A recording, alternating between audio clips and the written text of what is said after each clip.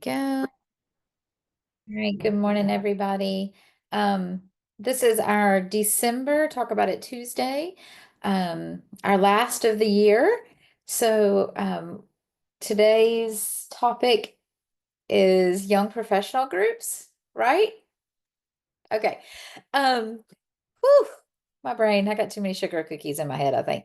Um, so we're just going to kick it off and let you guys tell us kind of what you're doing. Um, in your young professional group.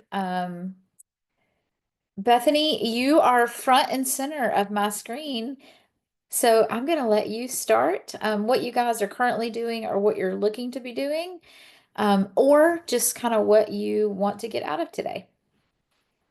So we had an actual Pike County Young Professionals group a couple years ago that they don't have, and that's why I'm here to get ideas how to restart it. Because there was like a tailgate go wrong and lots of things that made them have to stop that. But there's been a lot of interest.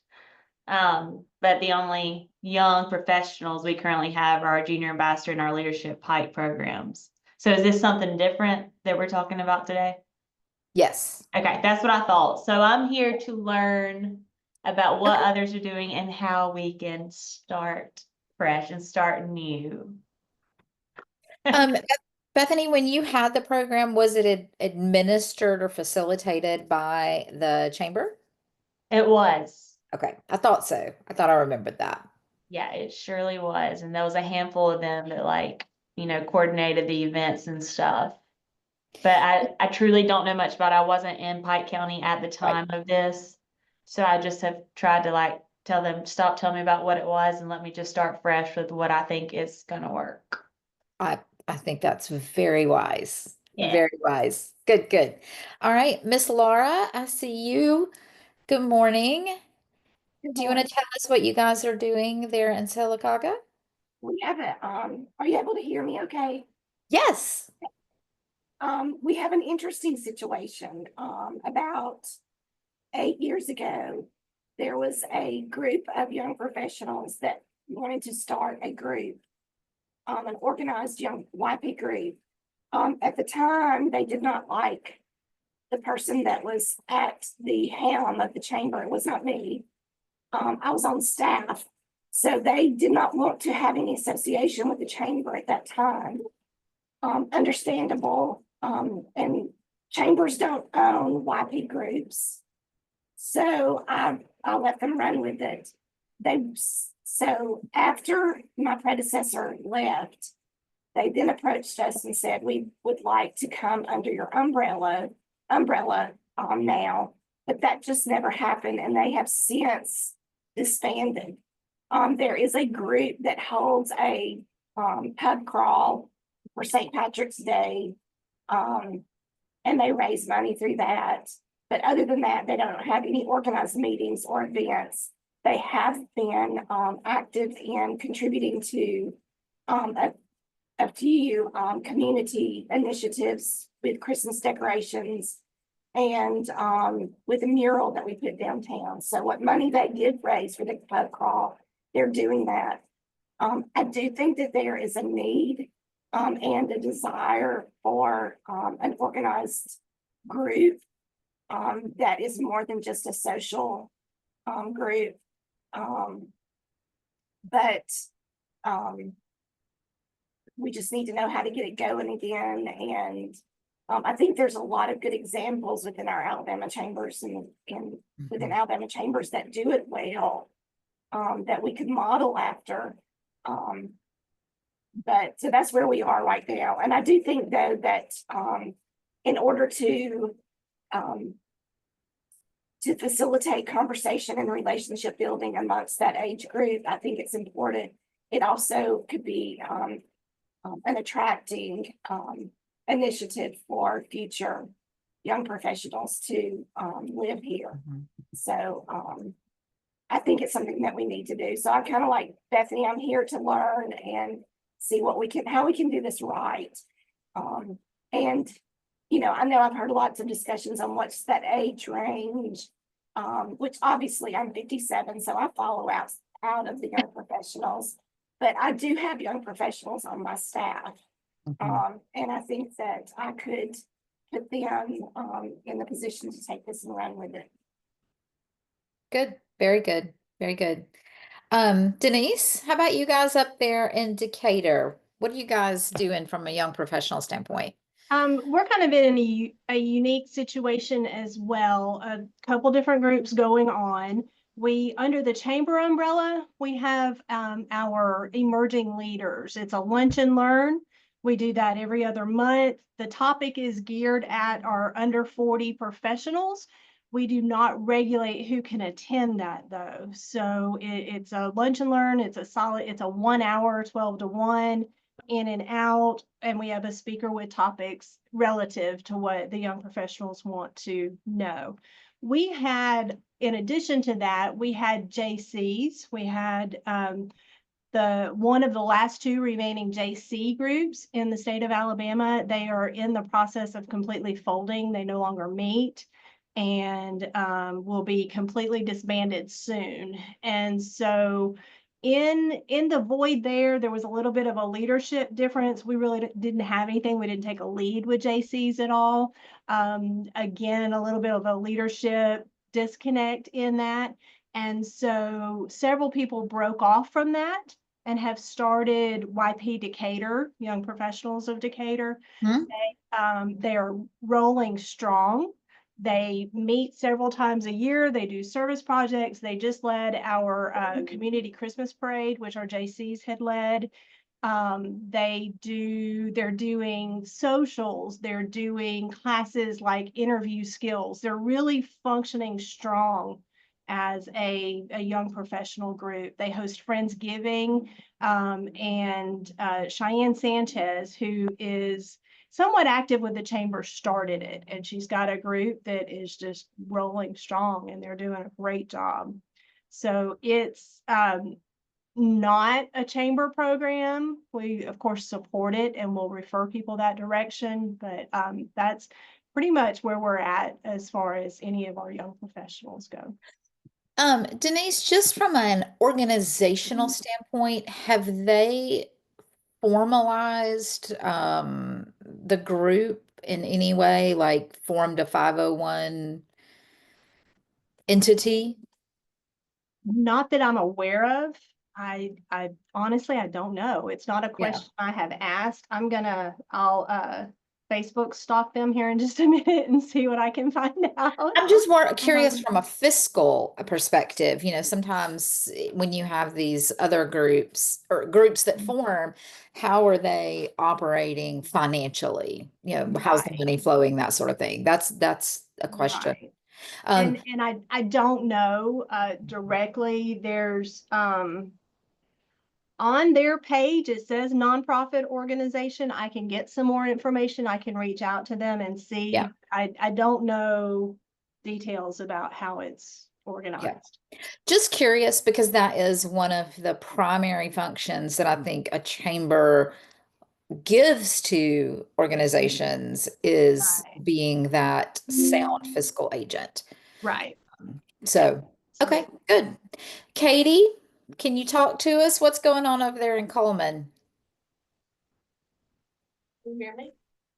We can hear you. Let me shut my door. I think we can. Can't see you, but we can hear you. Yes, I have my laptop shut, so I'm sorry you can't see my face today. But for ours, I kind of inherited our YP program in the spring. So another girl that was here was running it, and she left and I just kind of took it over. We've had an okay turnout this year. This is the first year that we have had the program back under chamber leadership. So we have a committee of 5, kind of like on a board, and then I am the chamber liaison between them and what they want to do, kind of thing. Originally it was kind of made where they come up with what they want to do, they plan it and execute it, and I'm just there to have our budget and just kind of make sure that they're following chamber guidelines and meeting our mission and that kind of stuff. But it has turned into, I do all the planning and program running and execution, and they just show up. So in 2025, I'm trying to make that a little different, where they have a little more responsibility in the program. We don't have, other than the 5 committee members, we don't have like a membership or any kind of like really rules and restrictions on who can come. It's just kind of open to the community. It's open from 21 to 40 is our age range. So our biggest event this year has been, we were doing a coffee and connections on like the last Friday of the month. And I would just run a tab at a local coffee shop. And that we usually had 12 to 20 people show up for that. So that was our biggest turnout event. Because who doesn't like a free cup of coffee in the morning? But I have plans for it coming in 2025. I'm kind of, there's another local organization who has a YP committee. And they do an interview process and they have 25 people committed to come to events, to do fundraising for them, that kind of thing. So I like the idea of having a 25-person base that is always at events and always doing things that I know are going to show up. And then from there, invite your friends, invite whoever. So. Mm-hmm. Cool. Very good. Very good. Go ahead, Denise. Sorry, I gotta unmute myself. I texted the coordinator of our YP Decatur group and she said, yes, they are an official 501c3. C3. Okay. Good. Very good. Just a question, always good to ask, particularly when you have other organizations within your community that are doing these type of programs or any type of programs is, are they a formalized group? Because we find so many times that it's just a group of people that like each other and want to do good. And we love that, but there is some formality that has to happen. Savannah, what's going on up there in Calhoun County?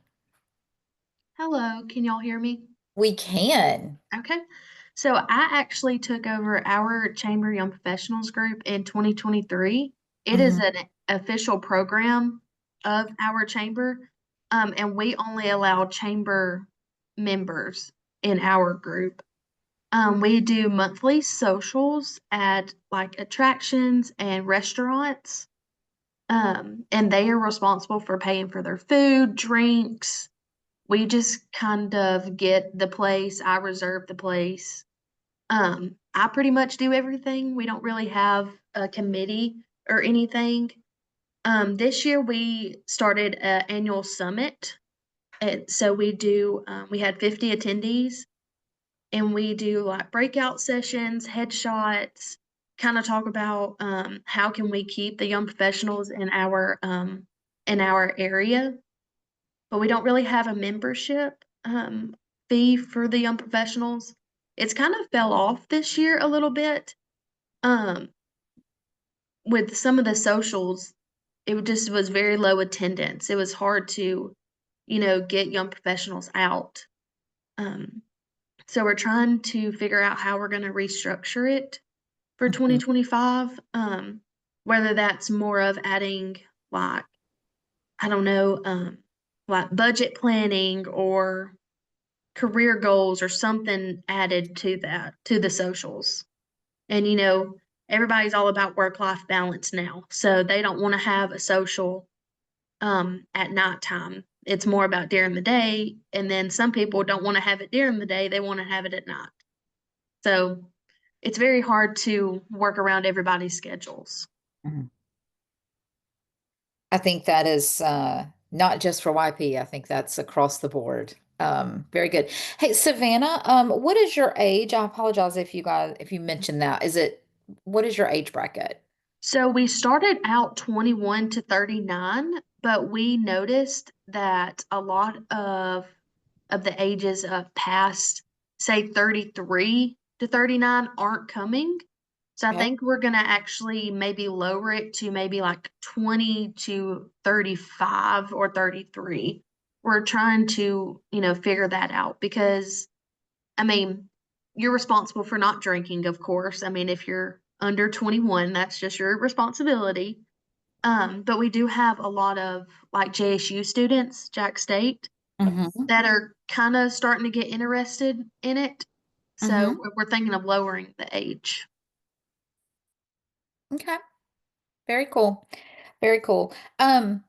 So Laura mentioned, and I think just because of the time of year and um, but Laura mentioned there are a number of chambers across the state that are doing YP programs very successfully. So I think just as a follow-up to this, I'm going to put in the back of my head, as we start planning for 2025, we'll do this again and we'll strategically go out and ask a couple of those programs to kind of present, if that works for you guys, especially for those of you who are thinking of starting. I'll just kind of tell you kind of what I'm hearing and seeing, not just here in the state, but with some of my peers. Is struggling to find that balance between social and curriculum per se. Denise, I love the fact, and I am a fan, and this is just a personal, but I am a fan of calling it an emerging leaders program, because that really is what you're trying to do, is connect young professionals to the community, create a leadership pipeline for your community. I love that emerging leaders. I think it also gives them value in content. I think social is great. I'm hearing from other peers that to Savannah's point, the social aspect is good sometimes, but people are wanting value in their time. So I love maybe a good mix. We're seeing more and more of that mix, with some social, some service, and some finding that perfect blend of social service and professional development. So I think that that probably is the best mix. Um, to Bethany's point, I think just keeping some, particularly if it is chamber facilitated or chamber run, you do have to put some parameters around it. So you can maintain some control without it being too controlling. I'll go back to the dark ages, back when Carla and I worked together the first time, and we had another young professional on staff, and this was, oh gosh, Carla, what, 10 years ago? 9, 10 years ago that we tried to start a young professionals. And several people came back and said, y'all get out of our way. We don't want the old people telling us what to do. And so that was a struggle for us. Yes, Denise, go ahead. Yep.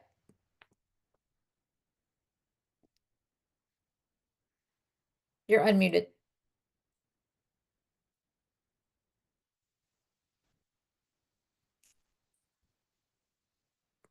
Denise, can y'all hear me? Y'all see? Okay. Um, so I do think that there's a good balance there. Go ahead, Carla. Oh, no, I thought you raised your hand. I think there is a good balance there, that you have to find. I'm sorry, I wrote notes and forgot to say who mentioned it. I love the YP committee of 5 and it not being a separate board. Having a staff liaison that oversees it as well. So, Denise, can you hear us? Oh, no, go ahead, Laura. So can the YP group operate without a 501c3 just as a program of the chamber? Oh, yeah, absolutely. Yeah. And that the chamber is operating as the fiscal agent. But when it is a program, it's no different than your leadership group or any other committee. It really functions under your committee structure.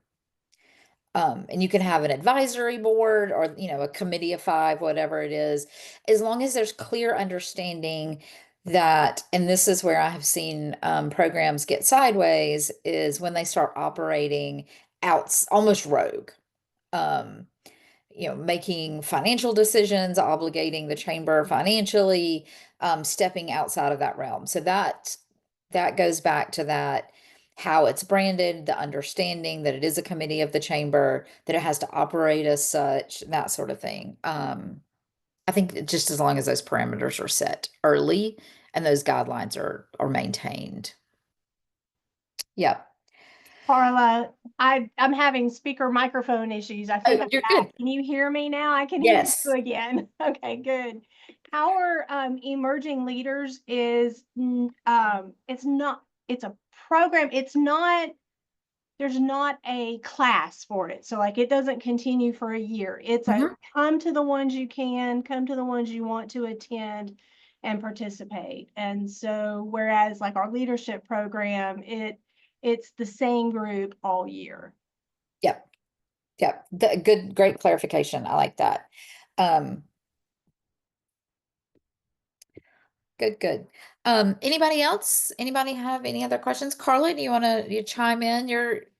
You're still in the, at least for another 6 months or 7, you're still in the young profession. Sorry, had to throw that out I there. don't consider myself that anymore. I'm not that cool. Anyway, I was gonna mention that if you don't want to have a program underneath your chamber, you can always, and depending on the goals of said young professionals that are interested in creating it, you can always reach out if you have a Rotary Club within your community and set up a is it Rotaract or Interact?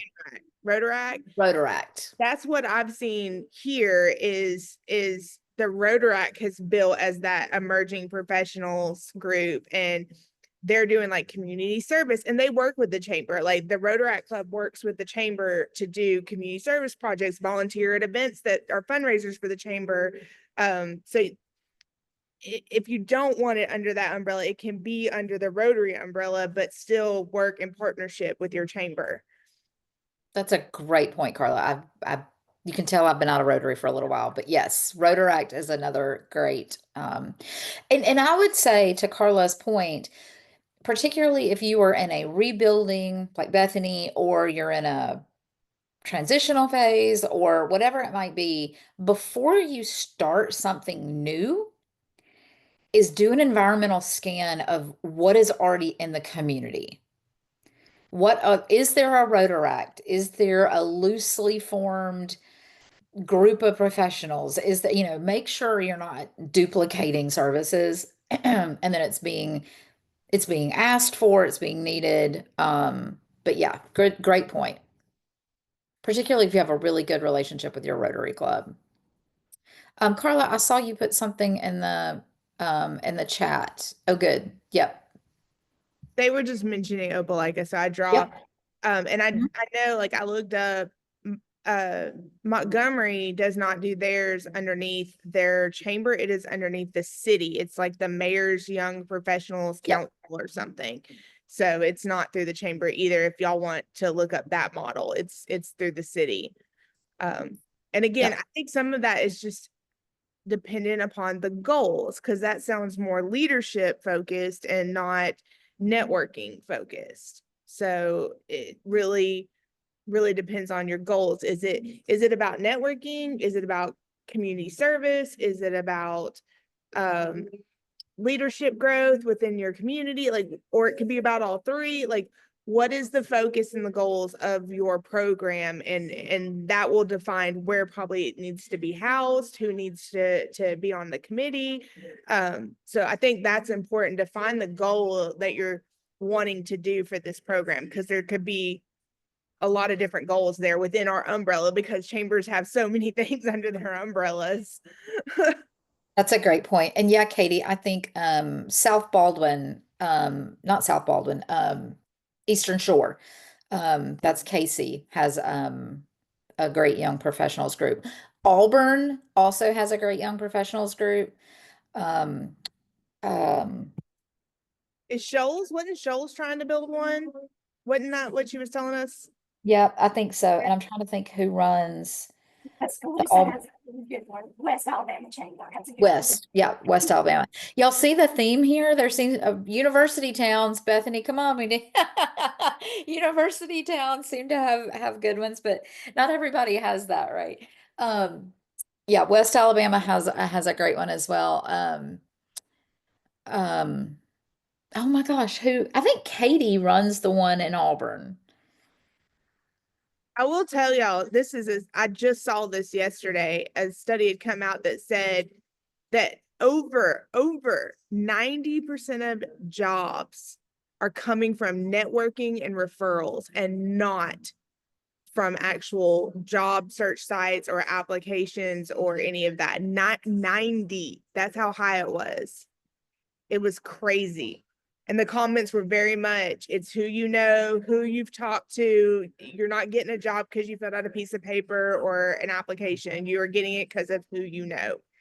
So I don't know if that's some leverage you want to use in your encouragement of young professionals getting involved in your group, but and make sure when you're doing this, if their goal is to network, that you're bringing people into your young professionals group that will meet their networking goals. Because sometimes networking with each other is not going to benefit them in the way that they might be wanting it to benefit them.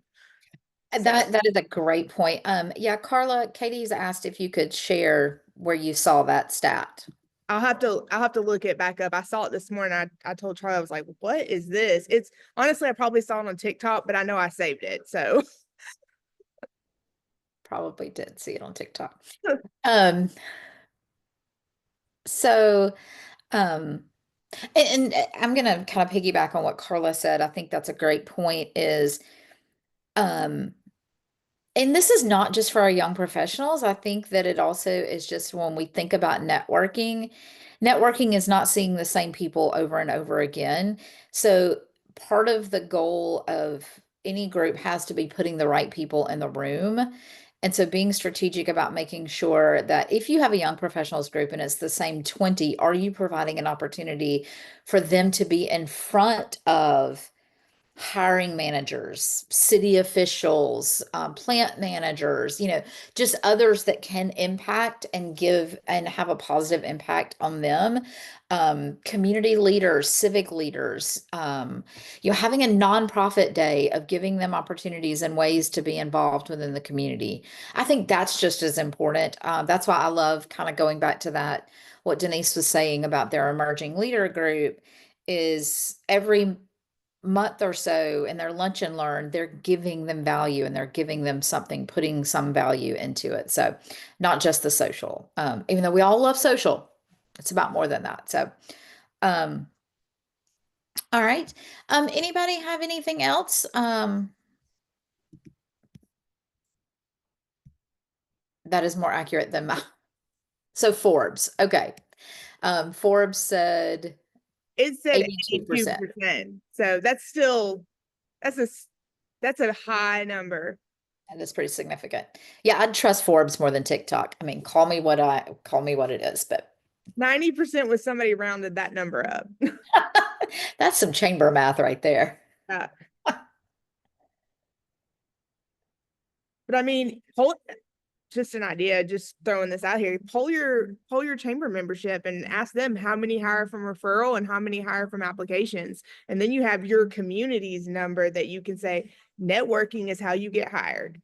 That's true. That is true. All right. Anything else? So this is obviously a topic, and I think most of you are in a building, rebuilding, or reevaluating phase. Would it be beneficial to continue the conversation in the new year, maybe bring in some folks that are running very successful? Our next Talk About It Tuesday is in February, Carla. Am I right about that? Yes. So if you guys aren't opposed, what if we continue the conversation and strategically invite a couple of those folks? Thumbs up, thumbs down, thumbs up. Okay. All right. Anybody have anything else for I apologize that we didn't have a huge crowd, but I hope that it's been beneficial this morning to spend a little time together. Yep, it's a great session for PDC. Savannah, go ahead. Yes, I have a question. Yeah. So one of the things that we have kind of seen or that we're worried about is, so with transitioning to during the day events, we worry about maybe people getting confused with regular chamber events. Like, so our lunch and leads, our coffee with the chamber. So it's like, how do we, I mean, we know how to clearly communicate the two, but I mean, how do we make it different than just our chamber networking events? And my first gut is to ask what type of content. Make sure the content is different. And your audience, you're already segmenting the audience because it is YP. There may be some value in making it somewhat exclusive, and so that content is only being communicated to those who have requested it or those who are technically in your YP group. Maybe not offering that content, maybe not putting that into your normal chamber communications, maybe quarterly opening it up to new people. I don't know, just creating some type of exclusivity would definitely make it different. People do like exclusivity. So just a thought. Anybody else have anything else? Any other way that you can maybe help Savannah? Thoughts? I'm kind of spitballing it there. We just don't want to step on, regular chamber event toes, if that makes sense. Yeah, absolutely. Absolutely. Katie? Oh, Katie, I saw you unmute. I know you have words of wisdom. You're. Oh, You're good. that was chaotic for a moment. All of our stuff is we have a separate Facebook page for our YP. So I try and post on both that and our chamber. And whenever I do talk about YP things, I make sure to tag the other page on our chamber page. But a lot of our stuff that we do, let's see. I mean, we do similar things that we do from our regular chamber events, but they're also like we do like a lunch and learn, but they're targeted more for like, I guess, emerging business owners, or you do want to start a business, or you're having trouble marketing it. So they kind of overlap too, because I would say most of our member base is in that 21 to 40 age range who want to play with things like that, or somebody that works for them is in that age. So a lot of things do overlap, and I'm okay with that sometimes. Like, come to everything we offer. That's why we offer it. Good point. Good. All right. So we will continue the conversation, I think, in February. I think that might be a good way to do that. While I have you, I would be remiss in not reminding you of the National Civics Bee. We all have a role to play in that. Our biggest need right now that I would ask you all individually is for judges. So yesterday's email included a link of 3 ways that you can help. The biggest, if each of our chambers could just recruit, even from your board, 5 or 6 judges. Judging will take place in 1 week in February. It's a commitment of 3 to 4 hours, can be done online, 24/7 access. There's a 1 training and then judging of the essays. So it's a great way to support the National Civics Bee, and we desperately need. So please, please, please talk to your Rotary Club, talk to your retired educators, talk to your educators. We definitely need students to do survey or to do essays. That is another way that we could use your help, but we do need judges as well. So just wanted to put a plug in for National Civics Bee and ask you to help in that. With that, Carla, anything else? Yep, Laura? I was not able to participate in the webinar on the Civics Bee. Was that recorded? Yes. Okay, all right. Wait, Carla, you're muted. If you go to our website, to the Civics Bee page, the video is on there. I've sent the information out to our schools, but, I wanted to make sure I understood. That since I wasn't able to sit in on the webinar, thank you. Okay. Um, very good. Yes, please. Go to our website. Sorry, I can't do two things at once. Savannah, I'm sending you. Yes, I can send that to you. My brain. So, yeah, go to our website. You can watch the webinar. There's links to everything. So, yeah. All right. Well, guys, just know how much we appreciate you. I know that everybody is kind of fast downhill towards Christmas, and I hope each of you gets an opportunity to relax a little bit, spend some time with your family, step back and just enjoy the season. Know how grateful and thankful we are for each of you every day and what you do for your communities and your just continuous support of what we're trying to do for each of you. We're around. Give us a call, give us a text, carrier pigeon, whatever you need. And just know that we will see. If we don't see you before then, merriest of Christmases. Enjoy this season, and we will see you all in the new year. Everybody good? All right. Mwah. Take care, everybody.